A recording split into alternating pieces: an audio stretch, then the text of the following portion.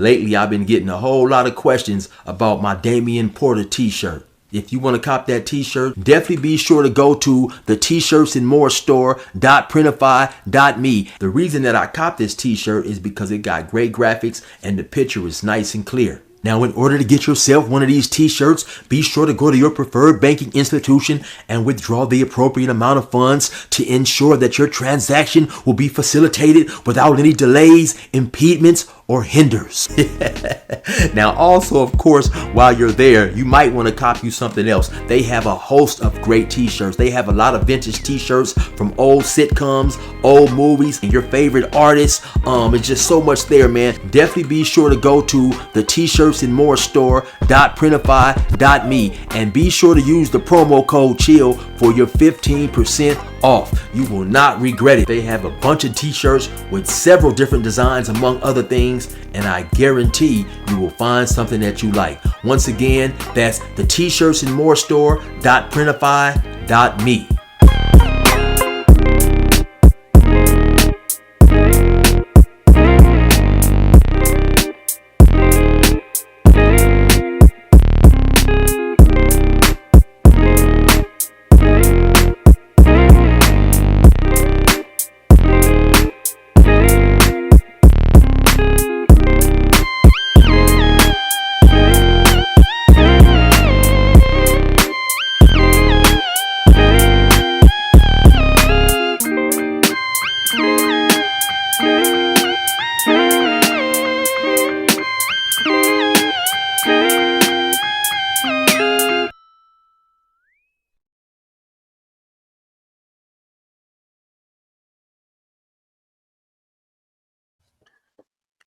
Now, a couple of days ago, I did a video titled Ronnie Diss the Blacks. And I was referring to a guy who goes by Ronnie on the Spot. And he has a channel called From the Inside Out with Ronnie Harrell. So let me give you guys some context on how this whole story happened to come about. Now, Dubs did a story where he was talking about there was a Crip.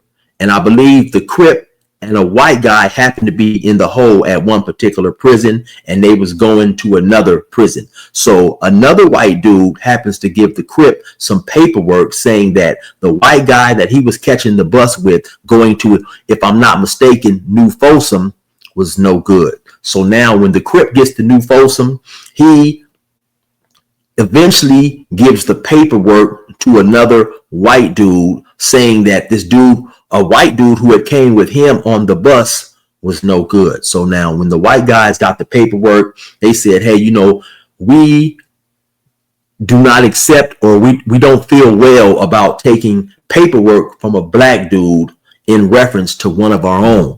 I guess they looked into the paperwork and they felt the paperwork was no good. At some point in time, the white guy in question who came on the bus with the white Crip was notified, hey man, you got this black dude over there trying to smut you.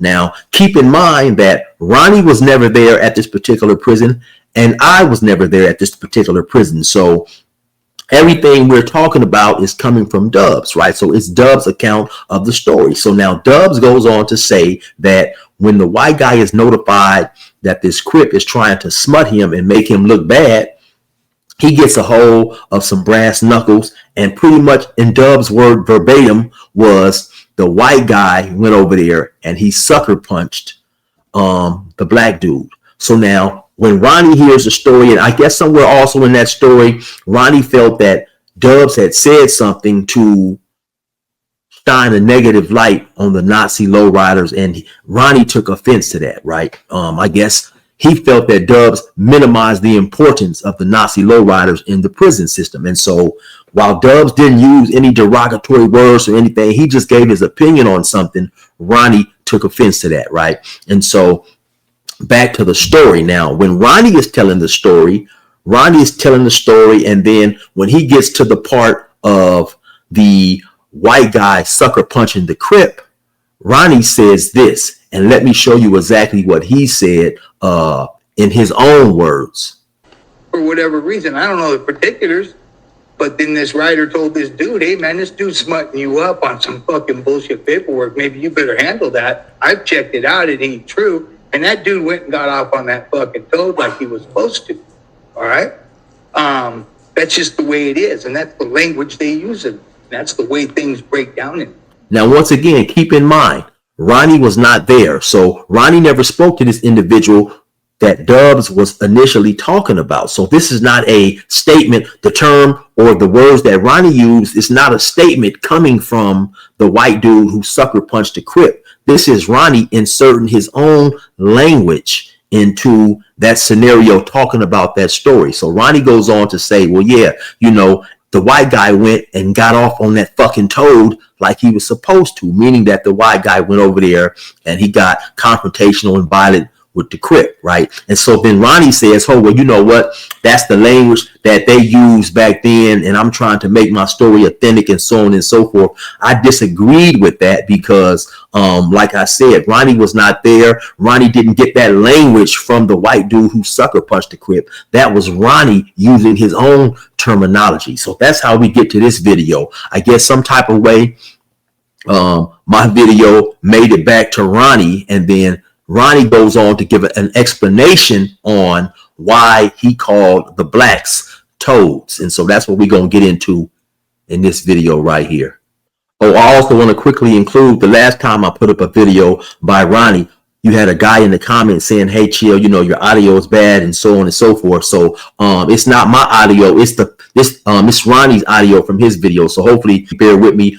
I'll try to make it a little louder so you guys can hear it. But I just wanted to put that out there. But anyway, let's get into it. So tonight I'm going to address a few things about people being butthurt, wearing their feelings on their sleeves. I'll be as cordial and nice about it as I can, because here's the get down. Now, real quick, I don't want to just gloss over that. He's saying he's making this video about people being butthurt and wearing their feelings on their sleeve. But let's keep in mind that Ronnie's initial video was made because obviously his feelings was hurt behind an opinion that Dubs gave. So it's just, you know, I find it humorous that when we reply to certain things, certain individuals are butthurt or whatever, but the whole video was made to begin with by obviously Ronnie wearing his feelings on his sleeve. I was explaining about back in a time on a yard, how the whites would never give a certain race a kite to take to another race to have their own race get hit. It just wasn't heard of. And in doing so, I was using the language that they would have used. I was giving it all its due.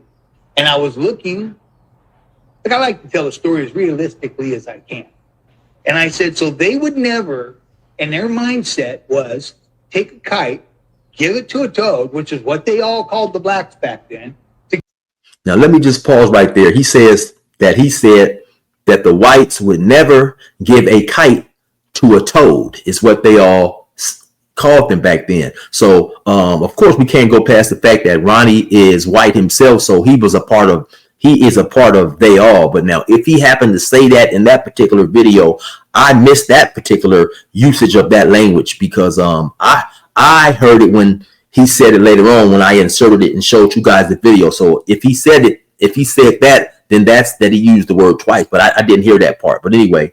Carry out to a Mexican to get a white guy hit. It just wouldn't happen.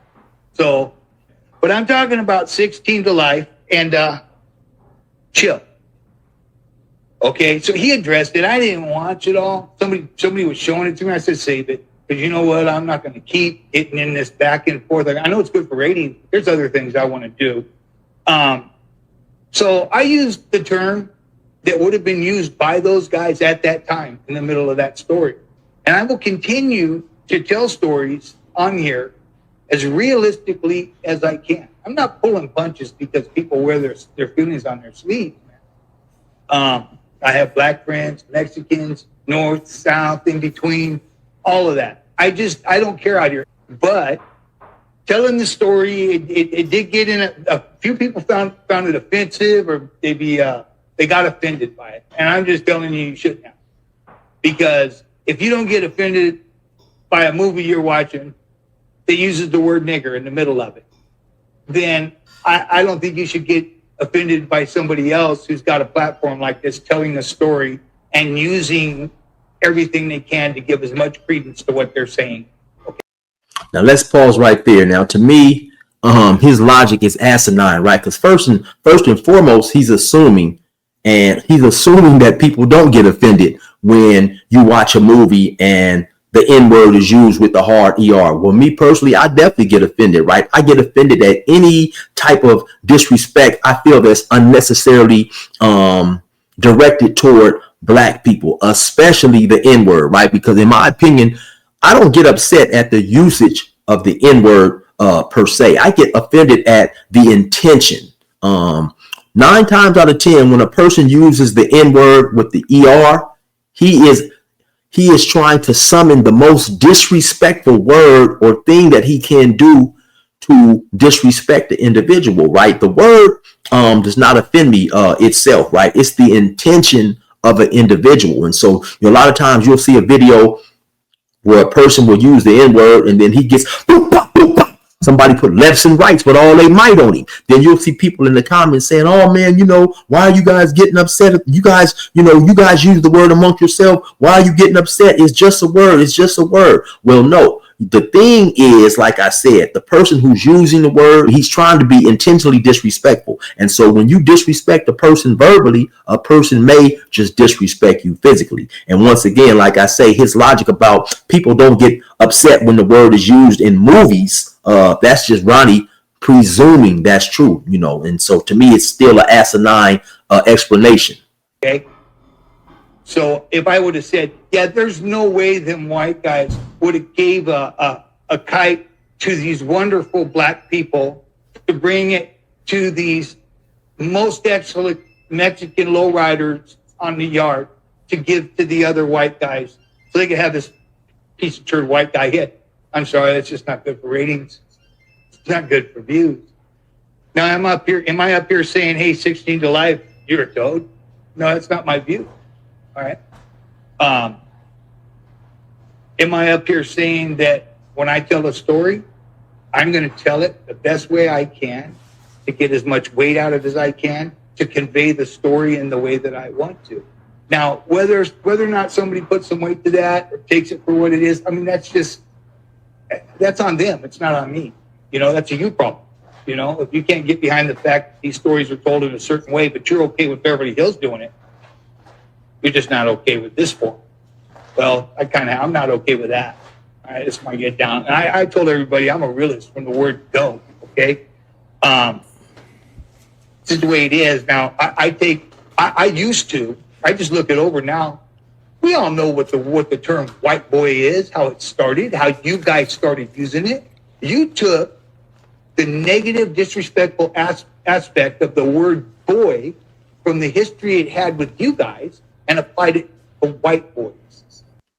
Now, please pay close attention to his breakdown of these next few things, the N-word, white boy, so on and so forth, because I think it's pretty interesting. And I do agree with him to a certain extent. Like that. And it was a disrespectful term. Just like the young blacks of the day took that word and they turned it into my nigga and all that, and they stole it. They stole the thunder. Now it's not disrespect. They got it. They stole it. They took that word. They stole the talk. All right, and it's the same thing the white dudes did. But they said, okay, you're gonna try to assign this term boy to us. Come here, boy, and all that, right? And they just said, okay, we'll just be white boys. We'll embrace it. Now it's not derogatory. What now? So basically what he's referring to, for those of you guys who may not know, in the California prison system, you have many white dudes who go by the term white boy, right? And so they call themselves white boys. That's what they are known as in prison to a vast majority of individuals. A few times in my stories, initially when I started telling the stories, I used the term white boy. Guy specifically, he said, hey, chill, that's a disrespectful term, so on and so forth. Okay, so once he made that known to me, even though I never seen a white guy in prison get offended by the use, I try to be more mindful not to use that term. Listen closely because it gets a little interesting right here. So both races were pretty smart in going about stealing the thunder from under what was trying to be done with those words. It's a pretty slick move, and it is what it is. I, for one, I don't like the whole thing white boy. I'm a grown-ass man. So you call me a white man. I'm not going to call you a boy. Come here, boy. It's not going to be like that. No, you're a man. I'm going to look you in the eye, white, black, or psychedelic, shake your hand, and if you're a grown-ass man, I'm going to address you as a grown-ass man. Now, to me, that was extremely interesting right there, because while Ronnie acknowledged that you did have some white guys in prison who embraced the term white boy, he said he personally does not like that term because why? He finds it disrespectful. So don't disrespect him, address him as a man. But then he turns around and he's saying that he is still going to use a term that he knows is disrespectful to black people. I just find that extremely odd, humorous, and mind-boggling. So basically what he's saying is, respect me, but I'm still going to use a term that's disrespectful to you, right? And it's crazy because, like I said, in his description of why he feels it's okay to use that term in reference to old stories, he's saying that is the terminology that was used back then, right, among the white dudes, right? But now, like I told you guys, I've done 24 years in prison, right? I only heard that term used one time by a white dude when we was in the hole. He was securely, safely locked down, and he knew that any blacks couldn't get to him. So he used the word, basically he was a cell soldier. He used the word over the tier. I've talked to several other individuals. People have left comments in my comment section saying that they have never even heard that term used, right? So if this was a term that was being used on a regular basis, then it was a term that was being used when they was among themselves, right? And so to me, and I'm going to try to be as respectful as I can here, to me, if you are regularly referring to a group of people in a term that's derogatory and disrespectful, but then when you see them, you don't refer to them as a disrespectful term, because despite what people may think, when people hear the words that California prisons are segregated, they're talking about segregated by race, but that does not mean we do not have interactions with other races on a daily basis.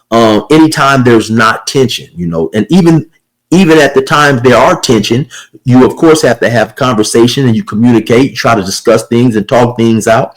And so respect is always something that's paramount and very important when you're dealing with other people, right? So my opinion is, if you are routinely addressing blacks in a derogatory fashion behind their back and in the privacy when you are amongst your own, then you come into their presence and you don't use that terminology. To me, that's coward activity, right? I don't think that there's nobody out there who will disagree with me that when you address an individual disrespectfully on a regular basis behind his back, when you see him, have that same energy. Don't say, hey, what's up? How you doing, brother? Or whatever you're going to say. Hey, man, how you doing? Chill, blah, blah, blah. Have that same energy. And I'm going to take a quote right here from Chances. That way, there will be no illusions or delusions about what's going on, how you feel about me, so on and so forth. Even though we already know the temperature in there. I don't think, I know that I'm not, and I don't believe you have anybody that's in prison that's looking to be accepted, looking to fit in, or whatever it is, in terms with the white people, right? My thing is this here, just like I said, if you're going to disrespect me behind my back, then why get in my face and talk to me with respect? Why not address me in that same way? And then whatever happens is going to happen. So I don't know about you guys, but anybody thinking with a logical mind is going to tell you that that is not respectable activity. It's the way I am. It's how it is. But I'm also going to tell my stories the way they were at the time, the way it is, to get the most out of what I'm saying, to convey my message the best way I can. If people took offense to it, well, it wasn't meant that way. Okay, it wasn't meant to be offensive to people watching this. Where would I get? What would I get if I wanted, I am offensive to Dubs. for a particular reason, you know? And once again, let's keep in mind that the reason that we are here, all of us who are here, because Ronnie took offense to something that Dubs said. You know, I had a dude in the comments the other day saying, "Hey, Chill, you know, it's crazy, right? Now you're defending Dubs." First and foremost, let's be clear about one thing, right? First and foremost, I'm doing content. The second thing, equally as important, and some people have, you know, their comprehension is not as well as others, right? I'm not defending Dubs when I merely tell you guys what Dubs says. You know, if I happen to quote Dubs or verbatim or paraphrase and tell you what Dubs saying, I'm just giving you guys context on a situation. I'm not supporting Dubs by saying Dubs said this and this is what led to this story right here. But I'm addressing this here tonight, and I'm addressing it because it gets views. Bottom line. They like to hear this stuff. So there's that, and I'm done with that. And so the whole thing. And to keep it 100, that's exactly why I'm addressing the issue, because it gets views. You know, people enjoy this type of content, and if they happen to enjoy this type of content, I'm going to get a little bit deeper into it. You know, there was a time in my YouTube career when I would shy away from certain type of things that I felt could be controversial. But at the end of the day, I realized that, hey, man, if I'm YouTubing, I got to YouTube. You know, I can keep it respectful, but I can get into some things that people are going to find unsettling at times. This is that what was said wasn't meant in a disrespectful fashion. It wasn't meant in a derogatory fashion.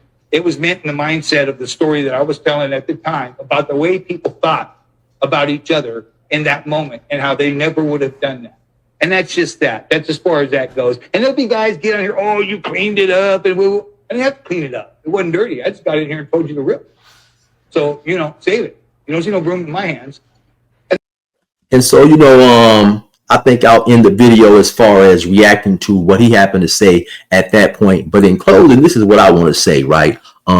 If I didn't learn anything else when I was in prison, one thing I did learn is that men respect men. I came to prison as a very young, immature, 22-year-old, full-fledged gang member. I came to jail being charged with 3 attempted murders in 93. I went on the run.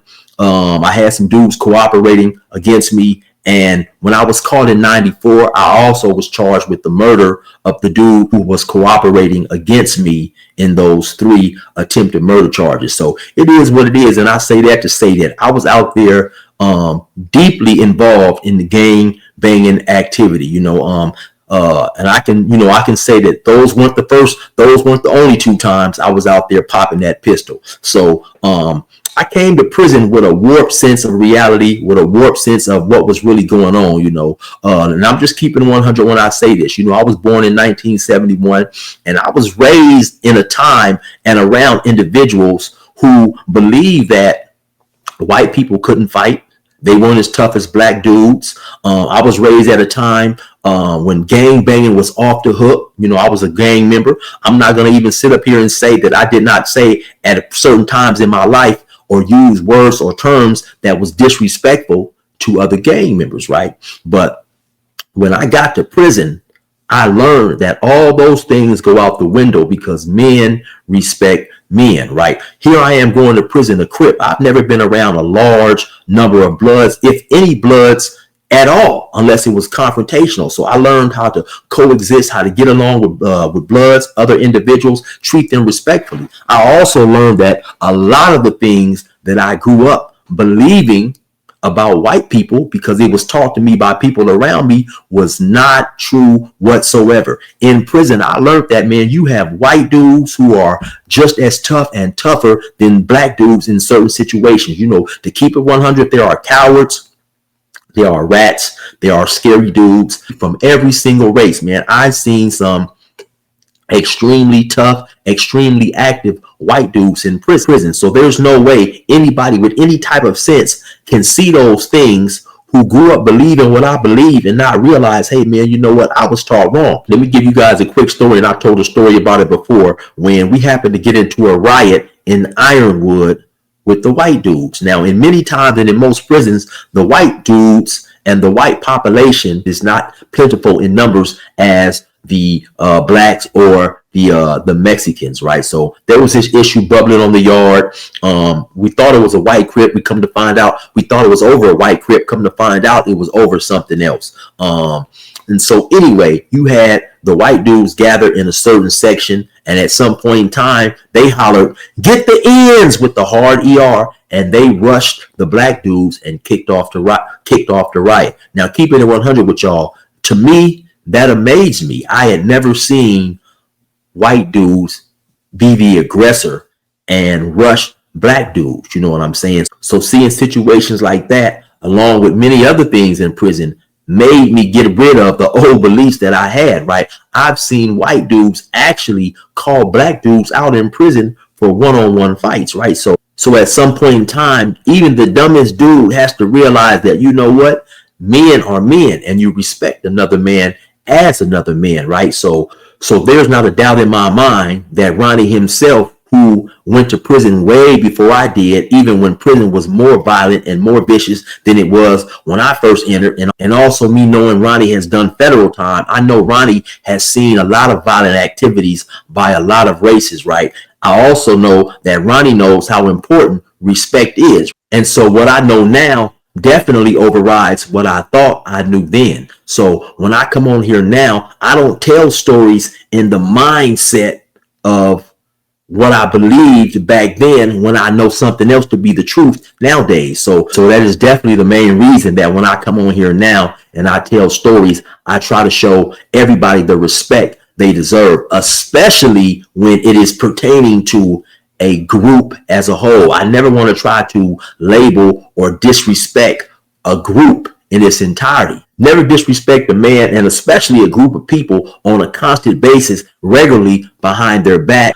But then once you're in their presence, you're cordial and you don't use those disrespectful terms that you do when they're not in your presence. And that is definitely some activity that I cannot get behind. Anyway, you already know what it is. It's your boy 16 to life. Resume normal program.